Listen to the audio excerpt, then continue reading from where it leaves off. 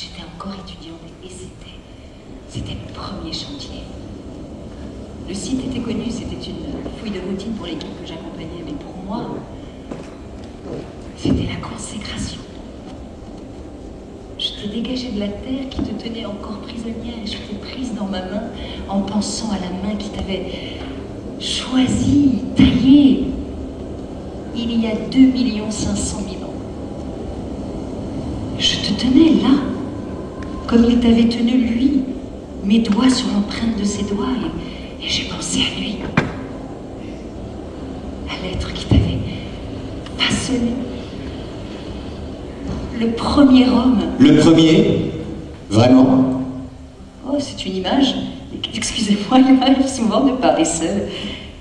Il y a 2 500 000 ans, moi, celui que vous appelez Homo habilis, j'ai conçu et fabriqué un outil pour découper ma viande et mieux me nourrir. De là, s'est produit un enchaînement d'évolution qui a conduit à ce que vous êtes aujourd'hui. Un être humain bénéficiant de cette grande chaîne de transmission du savoir, capable d'utiliser toute sa technique pour retrouver ma trace et revenir jusqu'à moi, l'homme originel. Ça vous arrive souvent de vous prendre pour un homme préhistorique? À Barrancoleón et à Fuente Nueva, dans l'actuelle Andalousie, ils se sont installés dans des marécages au pied d'un massif riche en silex, ce qui est bien pratique pour fabriquer leurs outils. Un jour, ils ont réussi à s'approcher de la carcasse d'un éléphant qui s'était enlisé. Les hyènes étaient déjà à la fête, mais un groupe d'hommes courageux est parvenu à les mettre en fuite pour s'approprier l'animal. Vous me reprochez d'extrapoler, mais qu'êtes-vous en train de faire avec votre petit scénario? Cher monsieur, je n'extrapole pas, je déduis.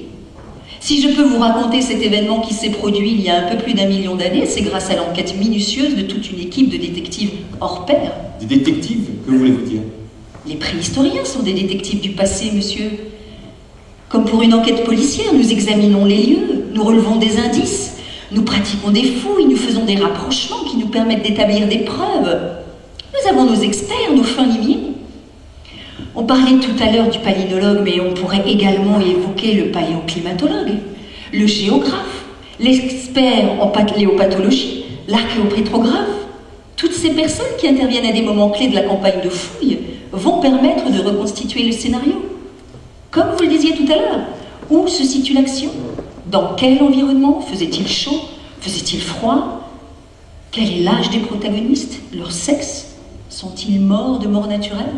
En fait, vous lisez dans les grimoires inscrits dans la terre. C'est un peu ça. Ou pour le dire d'une façon un peu plus contemporaine, vous avez accès au disque dur de l'humanité.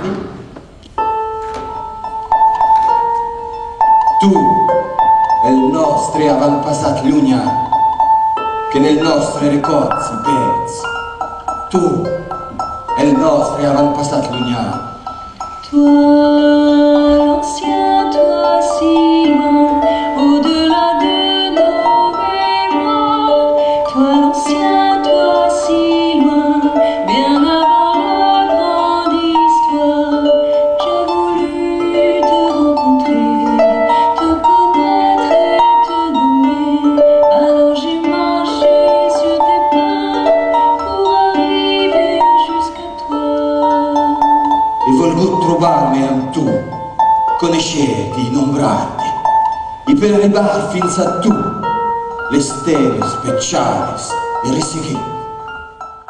Grand singe cannibale, comme vous y allez. Prenez ça comme une forme d'humour. Mais concernant le cannibalisme, je n'exagère rien, croyez-moi. Tenez, à Totavel, on a retrouvé des ossements humains qui présentent des caractéristiques indiscutables. Les os ont été fractionnés par percussion pour récupérer la moelle, et on voit nettement des stries qui prouvent que la chair a été raclée pour être consommée. Décevant, n'est-ce pas? Je ne vois pas où est le problème. Mais oui. Un mort est un mort, autant qu'il serve à quelque chose. Mais vous croyez drôle? De toute façon, vous n'y êtes pas du tout. Ce sont des parties du corps bien précises qui ont été consommées, et celles-ci sont parfois hautement symboliques. Par exemple, on a retrouvé 3 os iliaques de femmes portant des marques caractéristiques. Ce sont leurs fesses qui ont été mangées. Vous m'intéressez. Faites pas l'idiot. Ce que j'essaie de vous expliquer est que cette sélection des parties consommées prouve bel et bien un cannibalisme rituel. Je suis désolé, mais là où il y a rituel, Il y a civilisation, justement. Après tout, nos ancêtres considéraient peut-être qu'il était plus poli de manger quelqu'un qu'on avait apprécié, pour s'attribuer ses qualités par exemple, que de laisser son corps à la merci des hyènes et des vautours, ou des asticots comme on l'a fait par la suite. Vous tenez vraiment à avoir le dernier mot, n'est-ce pas? À défaut d'avoir dit le premier. Il y a 400 000 ans, l'homme fait une découverte qui va changer à jamais le destin de l'espèce. Le feu! Oui, la domestication du feu. On suppose que notre ami Homo erectus a d'abord utilisé le feu naturel, celui provoqué par la foudre par exemple, qu'il s'efforçait simplement d'entretenir. Cela demande déjà une certaine maîtrise. Mais à moins 400 000 ans, les préhistoriens observent les restes de nombreux foyers, que ce soit à Terra Mata sur la Côte d'Azur ou dans différents points du globe, en Chine, en Hongrie, en Angleterre. Tout nous indique qu'à cet instant, l'homme est capable d'allumer un feu à volonté. Feu, fou, libre et dansant, insaisissable et brûlant, souffle chaud et caressant, feu, du fort réchauffant, protecteur et rassurant, loin de parler les dévorant, feu, fou, libre et dansant, insaisissable et brûlant, souffle chaud et caressant, feu, du fort réchauffant, protecteur et rassurant, loin de parler les dévorant, feu.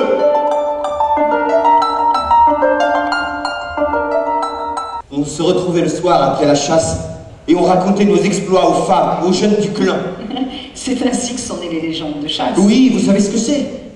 On tue un bison de taille respectable et le soir, à la veillée, on raconte qu'il était gros comme un mammouth. Et pour finir, le clan se transmet de génération en génération l'histoire de cet ancêtre qui a tué un bison gros comme une montagne. Grâce à sa lance magique qui jetait des éclairs. C'est ainsi que sont nés les héros. Les mythes et puis les dieux.